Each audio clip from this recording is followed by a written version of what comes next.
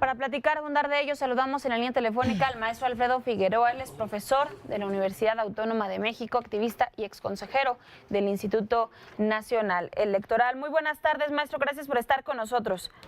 Buenas tardes, Elia y Brenda, por su conducta. Saludos al auditorio.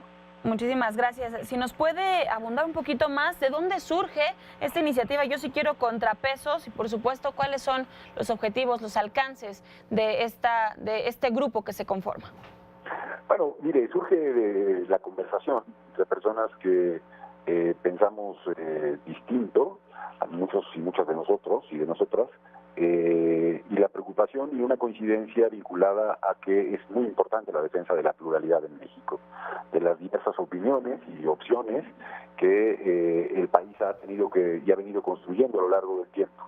Esa preocupación es que nos hemos sentado a conversar y que en un momento dado lo que hemos dicho es importante defender la idea de que no existe una o dos visiones en el país, sino un conjunto de ellas, y que frente a los ejercicios de concentración de poder es importante oponer voces y oponer ideas y oponer argumentos que permitan que en el país se exprese la pluralidad que sí tiene y no la de lo que ya conocimos hace muchos años quienes vivimos aquí, que es el de la voz única y el pensamiento único como forma de vida pública y política. Maestro, frente a este trabajo contra la concentración del poder, ¿se trata de un frente anti-López Obrador? No, de ninguna manera. Se trata de un frente pro pluralidad política, de un frente que deberá seguramente reconocer cuando López Obrador hace planteamientos que parecen favorables y favorecedores de la vida democrática, y cuando hace planteamientos que son contrarios a esta dinámica. A mí me parece que debemos estar en el espacio público todas las voces posibles, todas las miradas posibles de lo que ocurre, y no esta mirada, digamos, que solo se bifurca en dos versiones, ¿no? Entre unos que son acusados de fifís y otros que son acusados de chairos, o estos nuevos conceptos que se acuñan en redes sociales.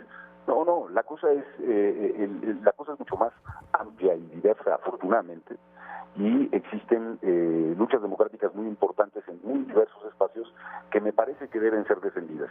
Hay un clima, me parece que empieza a preocuparme, en donde no solamente se advierte censura, sino autocensura de actores públicos que quizá por razones vinculadas a su propia condición, pues no se atreven a levantar la voz, a decir lo que piensan, a decir lo que opinan, a disentir, porque hay un clima yo diría, de solo dos opciones en el espacio público.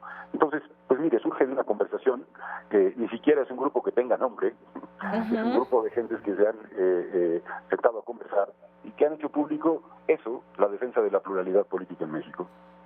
Hace referencia a un clima que empieza a preocuparle de autocensura de algunos sectores. ¿A qué se refiere, maestro? Pues me refiero a espacios en donde gente que en privado tiene un conjunto de preocupaciones por la concentración del poder político, porque no está habiendo justo contrapesos y la democracia lo requiere. Cuando le toca hablar en público o decir algo en público, prefiere un ejercicio de sometimiento o de callar. No vaya a ser lo que pueda opinarse en contrario, o que el disenso sea, como ha ocurrido, perseguido en redes sociales o perseguido desde el púlpito presidencial.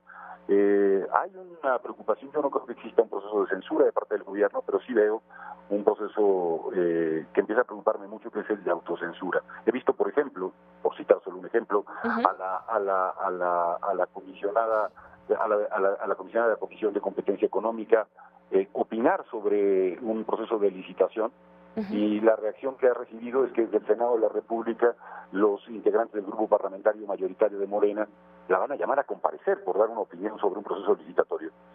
Bueno, esto ya me parece muy preocupante. Acallar cualquier voz que sea distinta desde el poder público es algo que debe preocuparnos a todos, empezando por quienes están en el poder público. Maestro, muy buenas tardes. Le saluda Brenda Peña. Brenda, ¿cómo le va? Muy bien, Alfredo, preguntarle, tocar 2 puntos. El primero de ellos, ¿se puede tener un contrapeso en un país en el que las cámaras, ya sea Senado o los diputados, en su mayoría son del partido del presidente que está frente al poder? Y qué tan sano, como segundo punto, qué tan sano es para una democracia tener un contrapeso verdadero. Mire, por supuesto que se puede, porque si no se pudiese, todavía gobernaría el PRI de este país. Esa es una respuesta inmediata. La segunda es, por supuesto que han sido las voces y las luchas, a veces minoritarias, las que permitieron incluso a este gobierno llegar a la presidencia de la República. Entonces, lo que no se puede es dinamitar las condiciones o la lucha por construir condiciones democráticas en un país que ha sido esencialmente autoritario. Por eso es que vale mucho la pena, aún corriendo los riesgos que tengan que correrse, el alzar la voz y decir lo que uno piensa con libertad, sin temor o con temor, pero haciéndolo frente al posible linchamiento que puede darse un día sí y otro también, tanto en el espacio público como en las propias redes o desde la voz del propio presidente de la República. Mire usted, a mí me preocupa muchísimo, y lo digo con claridad, me preocupa muchísimo que sin evidencia se hagan, digamos, juicios públicos en conferencias por la mañana del presidente de la República. Creo que es muy importante que se digan esas cosas. Y también, en la medida de que esto sea posible, acompañar los procesos de cambio democrático que desde este gobierno se mantengan. Si no se trata de defender ninguna suerte de ejercicio autoritario del pasado, se trata de ir construyendo condiciones democráticas suficientes en este presente y en el futuro. Y para eso hay que alzar la voz. Sobre esto, maestro, recalcar un poco, escucho mucho la palabra poder y autoritarismo. ¿Por qué es importante, y valga abundar en esto, por qué es importante estos contrapesos en estos momentos y también qué revela frente a un nuevo gobierno que se asume de izquierda, que aún así es necesario todavía, si es que coincide todavía más, o de igual forma a otro tipo de gobierno, estos contrapesos y esta organización civil?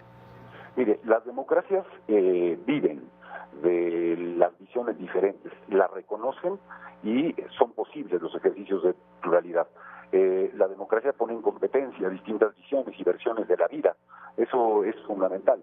Entonces, cuando de pronto se concentra el poder como se concentra, déjeme ponerle un ejemplo muy claro. El día de hoy, en 8 columnas en el periódico Reforma aparece el intento de un tribunal violando la Constitución de regresar a uno de los aliados del presidente al sistema de partidos, el partido Encuentro Social.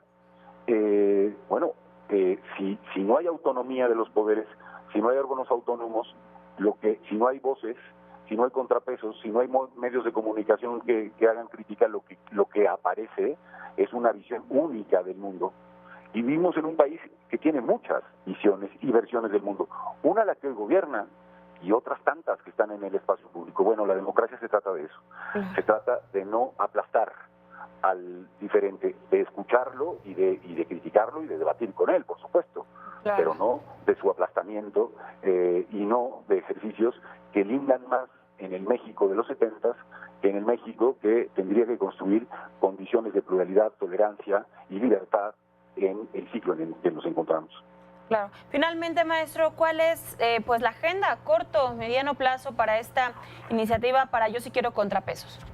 Pues mire, la verdad es que es un grupo que no tiene planteado un gran desarrollo de estructura, que hemos venido conversando, lo seguiremos haciendo. Convocaremos a otras y a otros que quieran participar en esta discusión para que sea un proceso pues más amplio de voces en toda la República, quienes quieran hablar de este conjunto de cosas y de buscar justamente la posibilidad de encontrarnos entre los diferentes. No entre los contrarios a una u otra visión del mundo, sino entre los diferentes y seguir manifestando la importancia que tiene que la pluralidad sea defendida por las mexicanas y mexicanos sin importar, y esto es muy importante, a qué partido o a qué líder se defienda. Ese es el fondo de la cuestión. más allá de una instancia o una organización fija, esta red de complicidad de oposición, si me permite señalarlo. Maestro, pues le agradecemos mucho que nos tome la llamada, muy aleccionador, sobre todo para entender esta importancia de los contrapesos en estos momentos en nuestro país, en esta realidad política y social. Muchísimas gracias. Un fuerte abrazo a las dos y saludos al auditorio. Muy buenas tardes, el maestro Alfredo Figueroa.